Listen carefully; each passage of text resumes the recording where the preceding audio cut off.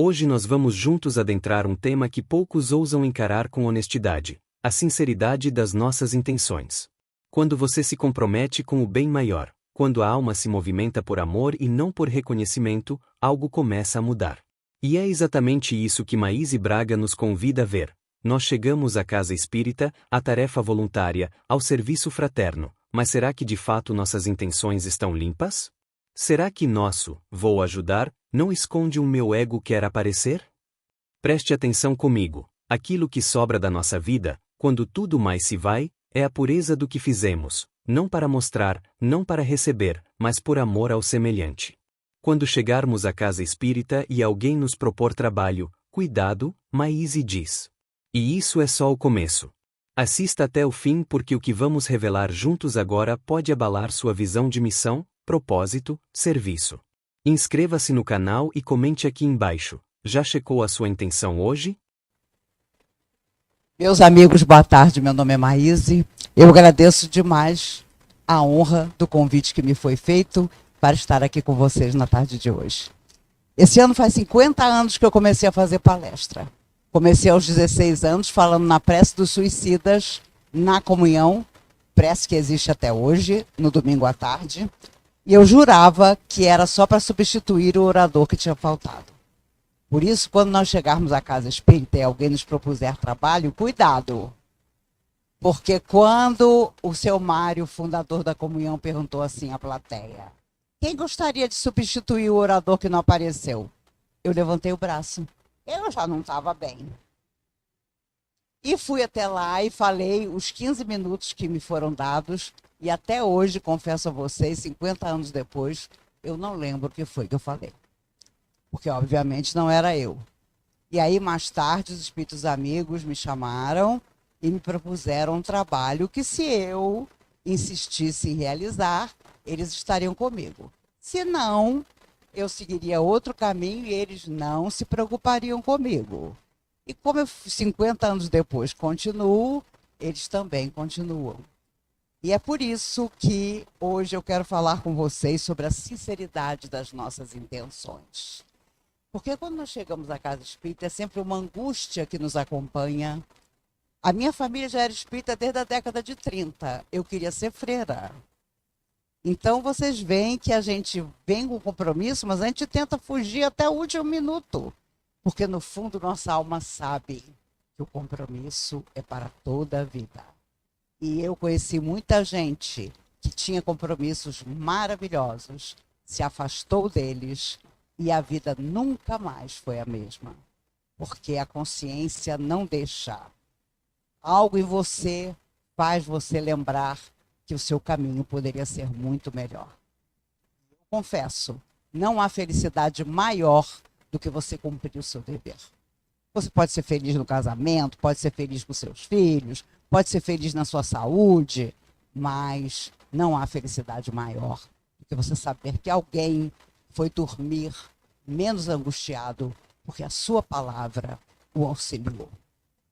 Há muitos anos atrás, uma moça rica chamada Dulce teve o seu compromisso de casamento marcado pelo seu pai. Ela era de uma época em que os pais escolhiam os familiares. Aliás, os casamentos. E a família dela tinha dinheiro, o pai tinha um grande amigo que tinha um filho e combinaram, então, de casarem os seus filhos. A Dulce se casaria com o filho do amigo do pai dela. E eles trocavam cartas, era uma maravilha. Nossa, que maravilha vai ser quando nossos filhos estiverem casados, quando nossos netos nascerem. Mas toda vez que o pai da Dulce olhava para ela, ele percebia que tinha alguma coisa errada. E ela um dia disse a ele: meu pai, eu sempre lhe obedeci. Desta vez, não. Eu quero seguir a vida religiosa. Não quero me casar com ninguém. E embora ele tivesse ficado muito sentido, ele escreve uma longa carta ao amigo para no final dizer: quanto a Dulce, não posso fazer nada. Ela já está decidida. Ela quer tomar o véu da Igreja Católica. E o seu filho está completamente liberado para encontrar outra noiva. E Dulce fez isso. tornou-se freira. Baixinha, cheia de problemas de saúde, mas sabia que tinha uma missão maior, que não era formar uma família, mas tornar todos os outros seres humanos a sua família. Havia um dono de galinhas que alugava um galinheiro dentro do convento onde a irmã Dulce trabalhava e morava. E ele deixou 40 galinhas um dia, dizendo: daqui a 2 semanas eu volto para pegar as minhas galinhas. Mas no meio dessas 2 semanas, a irmã Dulce andou pelas ruas de Salvador e tirou um monte de moradores de rua da rua. Levou para o convento. Mas o problema é que não tinha comida para todo mundo. E ela teve a magnífica ideia de usar as galinhas do galinheiro. Ela botou na panela as 40 galinhas do homem. E quando ele chegou 2 semanas depois, a Madre Superiora, morta de medo, porque ele alugava o galinheiro. E aquilo era dinheiro para o convento. Olha, fale com Dulce. Mas não tem uma galinha lá, está tudo vazio. Converse com Dulce. E ele foi até a irmã Dulce. Irmã Dulce, cadê minhas galinhas? O que aconteceu? Ah, meu amigo, eu tenho uma notícia maravilhosa para você. Elas encontraram o próprio destino. O destino delas era a panela. Era alimentar os moradores de rua que nós trouxemos para estar no convento conosco. Veja a felicidade. Elas cumpriram o que estava determinado para elas. E ele quase morreu. Mas não podia fazer mais nada, porque as canjas e sopas já tinham sido há muito tempo produzidas por irmã Dulce e as outras irmãs e alimentado todos os moradores de rua que ela havia trazido. Quando já muito doente, as outras irmãs escutavam barulho na escada, iam olhar, ela estava lavando as escadas. Irmã Dulce, o que a senhora está fazendo? Ah, eu preciso fazer alguma coisa, senão eu fico pensando em doença. E ela de madrugada lavava as escadas do convento, com meio pulmão. Dr. Bezerra de Menezes, depois da desencarnação de irmã Dulce, contou a Divaldo Franco que ao chegar no mundo espiritual, recém-liberta do corpo, ela conversou com o Dr. Bezerra de Menezes e disse: o senhor poderia me indicar algum trabalho? E o Dr. Bezerra disse a ela: mas quem sou eu para lhe indicar algum trabalho? Escolha o que a senhora quiser. Mas a senhora acabou de chegar da Terra. A senhora mal se recuperou. Ah, mas eu não sei viver sem trabalho. O que o senhor me indica? Não indico nada. A senhora tem toda a liberdade para escolher. E ela então disse: eu quero um trabalho, doutor Bezerra, que ninguém queira. E foi trabalhar com as almas suicidas. Porque até no mundo espiritual, as almas suicidas precisam de ajuda, mas muita gente se recusa a ajudar. Por preconceito, porque a pessoa antecipou a sua volta ao mundo espiritual, porque está em sofrimento, obviamente, principalmente moral, mas lá foi irmã Dulce trabalhar com as almas suicidas. Por isso, essa história que acreditávamos em outra vida de descansar, além da morte física, cai por terra. Porque mal estaremos recuperados e, se Deus quiser, estaremos procurando serviço para continuar a nossa escalada evolutiva. Há muitos anos atrás, Chico Xavier dava aula de catecismo, porque até os 17 anos ele foi da Igreja Católica. E as crianças o adoravam. Imagine o Chico Xavier contando histórias de Jesus. Era imperdível. Mas, sinceramente, quando ele viu Emmanuel e aceitou o compromisso, disse ao padre: Padre, o senhor sempre foi meu amigo, mas agora eu não posso mais estar na igreja e tenho que entregar a minha turminha a outro, porque o senhor mesmo disse que, como espírita, eu não posso mais dar aula de catecismo. Mas as crianças não se conformaram. Ah, não, tio Chico, o senhor vai continuar ensinando para a gente. A gente faz o seguinte, a gente vai para debaixo de uma árvore para escutar as suas histórias. Mas tinha um problema. A maioria das crianças era muito pobre e também ia ao catecismo, porque depois a igreja oferecia um lanche. E o Chico não tinha nem para ele, quanto mais para oferecer um lanche para aquelas crianças.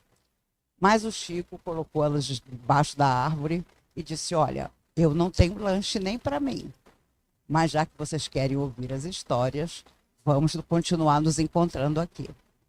Mas na hora da prece, o Chico disse: ô espíritos amigos, façam alguma coisa, me ajudem, porque essas crianças estão com fome e eu não tenho como ajudá-las. Bateu um vento que Pedro Leopoldo nunca viu. Uma coisa horrorosa, parecia que o mundo ia acabar. As senhoras que tinham casas em volta começaram a chegar na janela para fechar as janelas, com medo de um temporal. E quando elas olharam aquela árvore, ó Chico, o que você está fazendo com essa criançada embaixo da árvore? Ah, eu estou ensinando o catecismo, porque as crianças não querem deixar de assistir, de escutar as minhas histórias. Mas tem um problema, elas não têm nada para comer. Espera aí que eu tenho um bolo aqui. A outra vizinha, espera aí que eu tenho um biscoito. Espera aqui que eu tenho um pão com manteiga. E a partir daquele dia, as vizinhas ficaram responsáveis pelo lanche.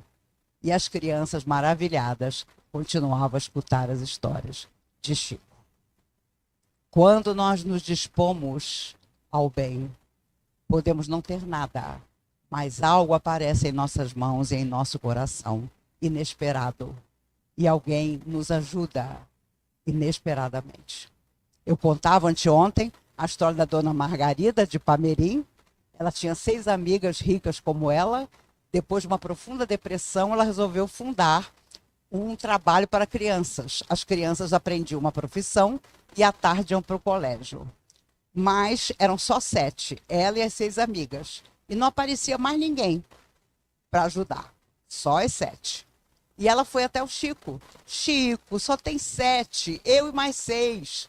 A gente tem dinheiro, mas falta voluntário. E o Chico sorridente: o quê, Margarida? Jesus com 12 mudou o mundo?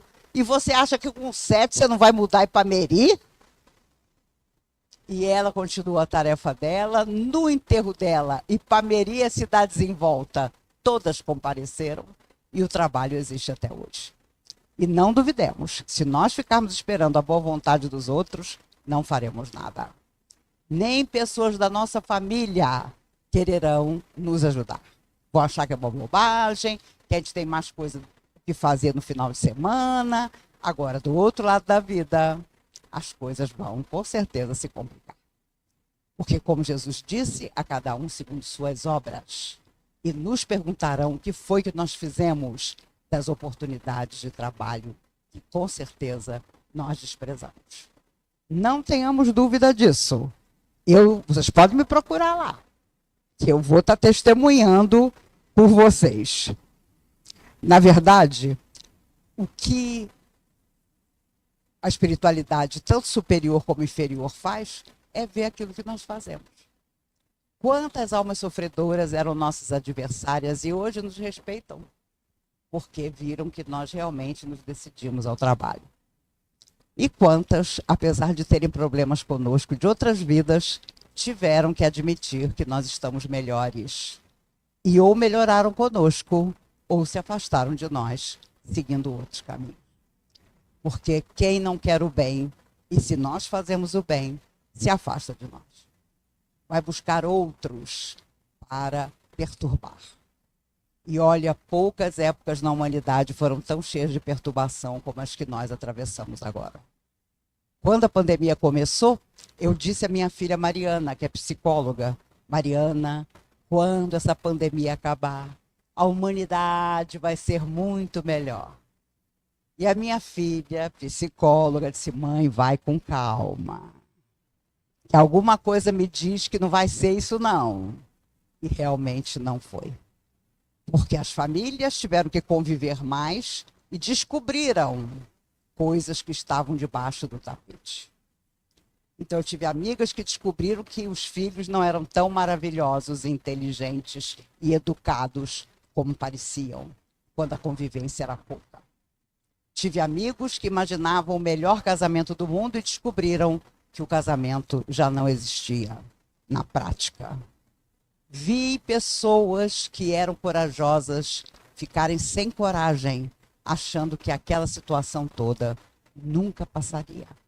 E ainda existe gente dentro da doutrina espírita que diz: ah, mas já que nós não aprendemos nada, vem coisa pior.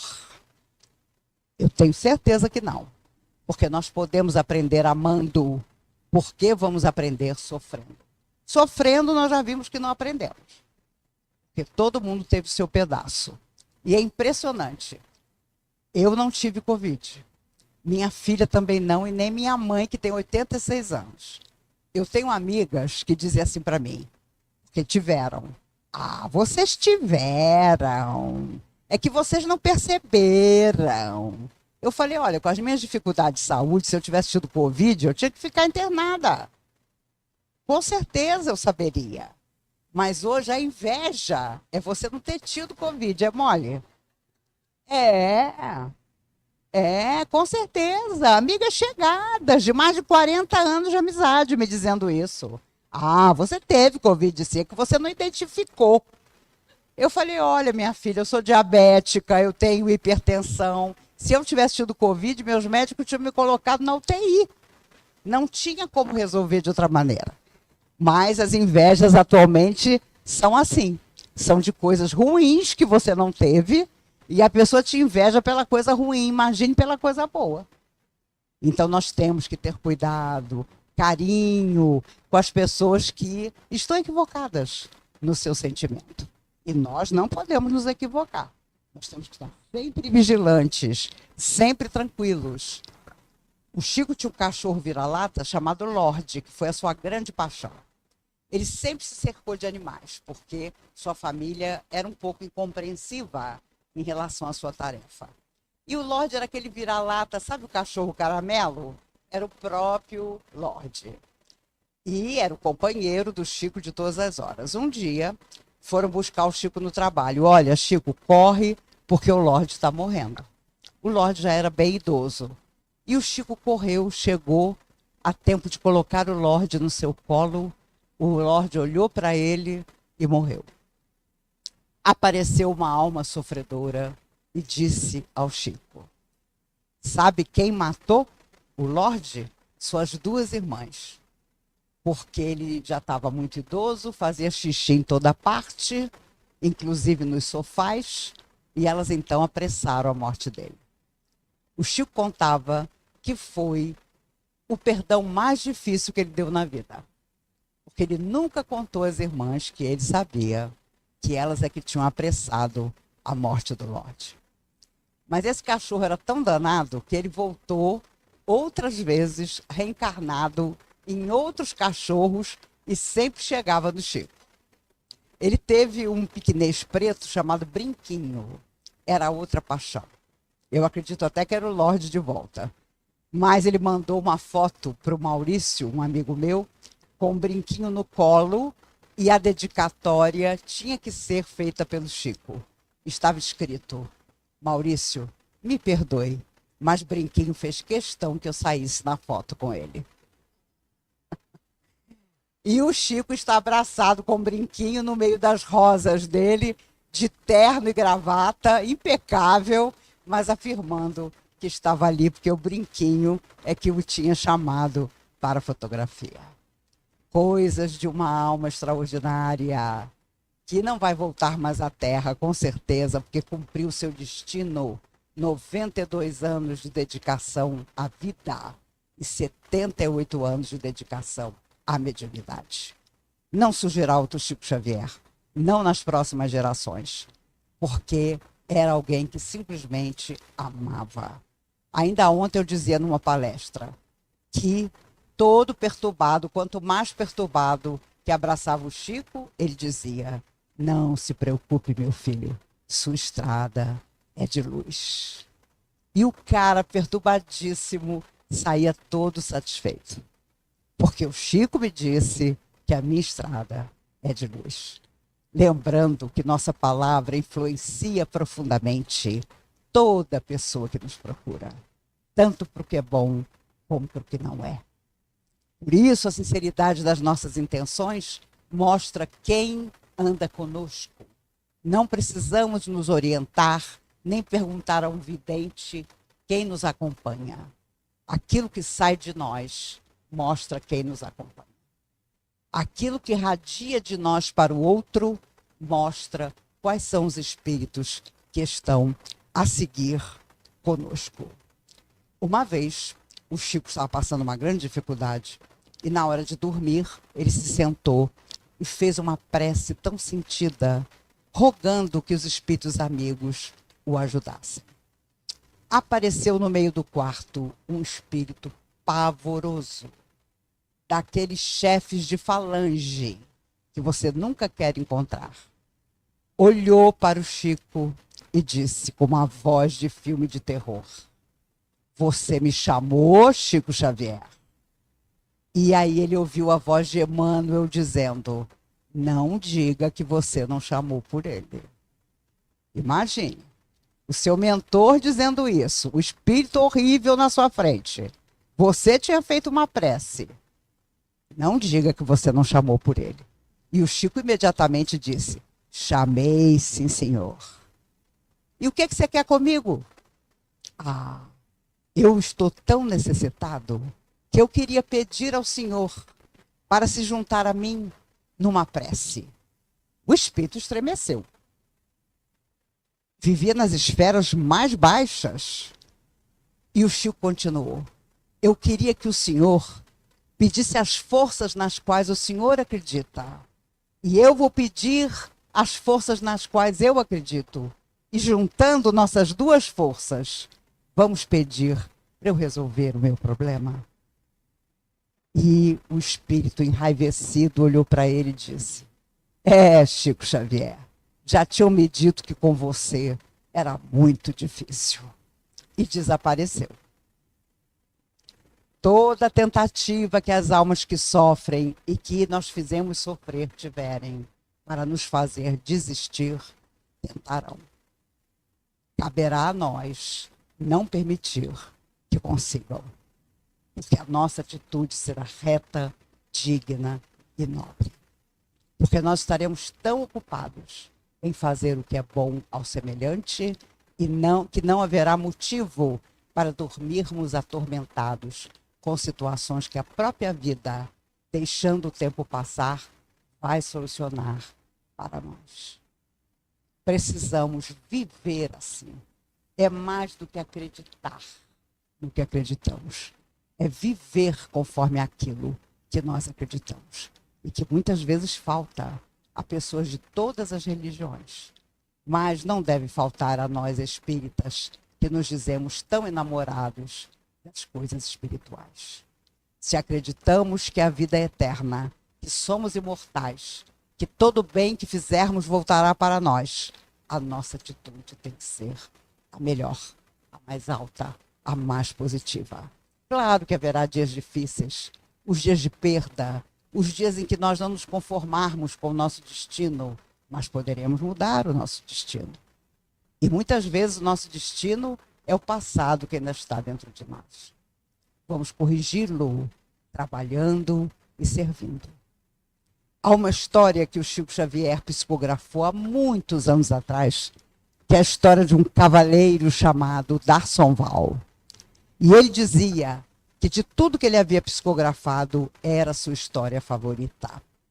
O cavaleiro D'Arsonval aliou-se ao barão que dominava as suas terras, chamado Godofredo de Bouillon, na época das cruzadas, e colocou a sua espada a serviço de Godofredo para tirar dos mouros as terras onde Jesus havia nascido. Eram as famosas cruzadas que levaram muitos anos e mataram tanta gente. As chamadas guerras religiosas. D'Arsonval se despede da esposa, dos filhos e sai do seu castelo para encontrar as tropas de Godofredo de Bouillon.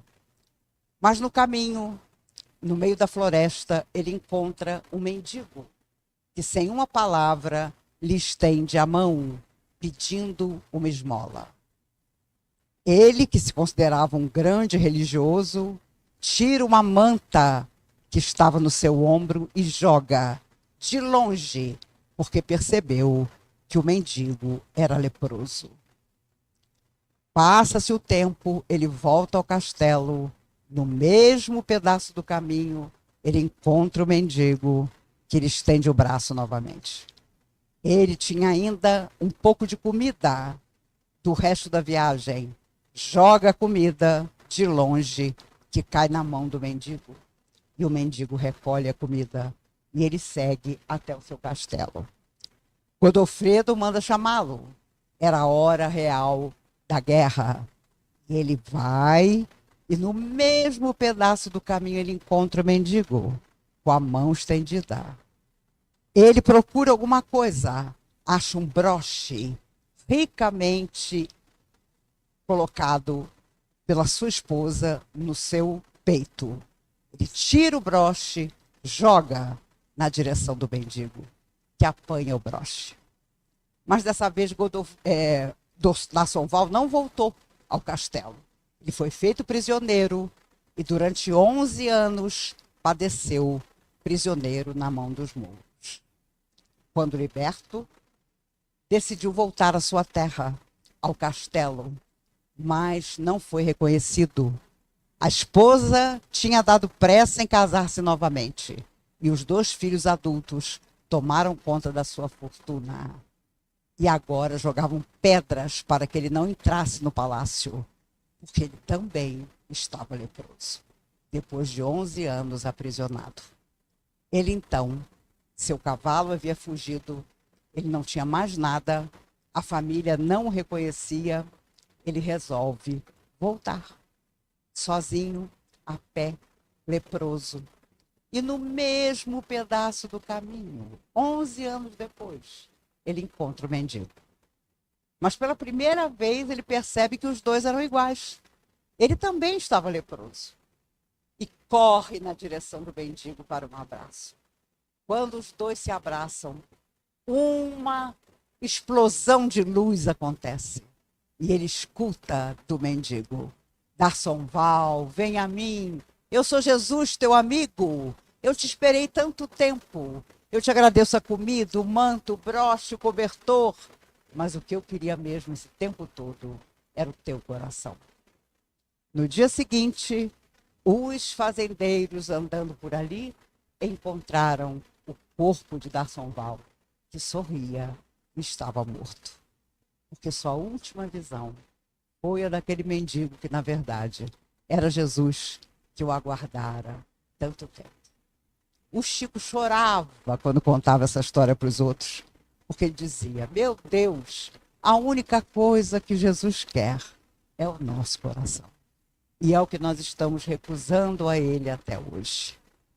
E é por isso que às vezes ficamos tão infelizes, porque as coisas não dão certo.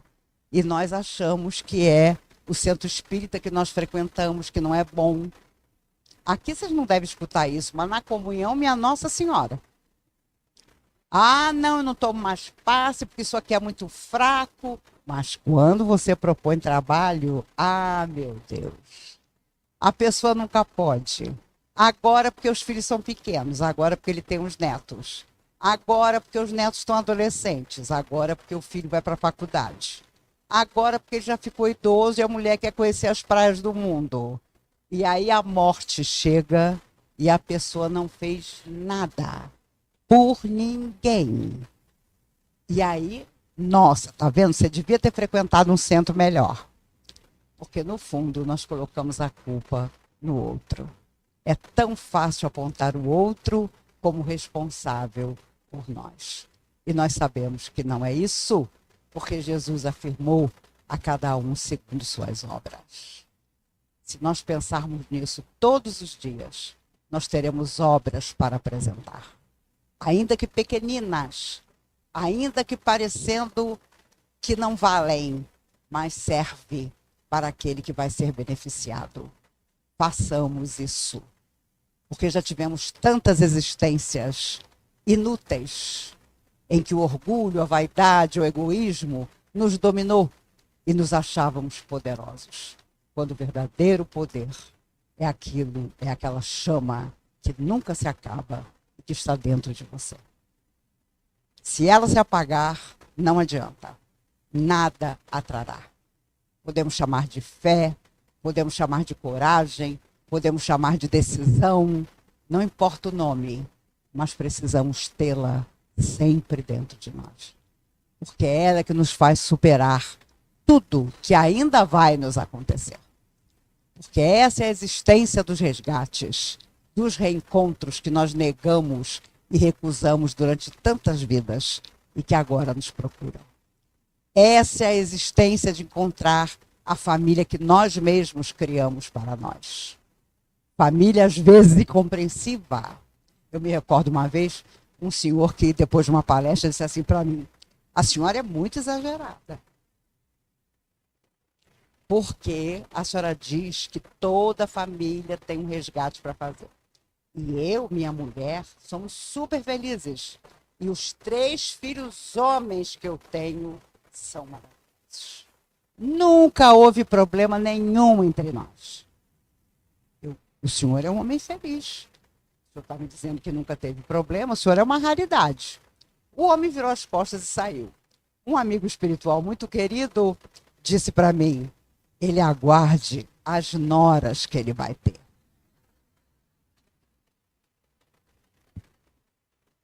Não tem jeito, não tem jeito. O passado em forma de presente somos nós. Somos nós. E as pessoas são tremendas. Uma vez uma senhora disse assim para mim: o meu marido é apaixonado por você, mas a minha sorte é que você é gorda. Aí eu falei: minha filha, que sorte a nossa. Eu, porque não quero nada com seu marido. E você, porque eu sou gorda, e se eu não fosse, ele se apaixonaria por mim mais ainda. Mas para vocês verem a loucura da cabeça das pessoas.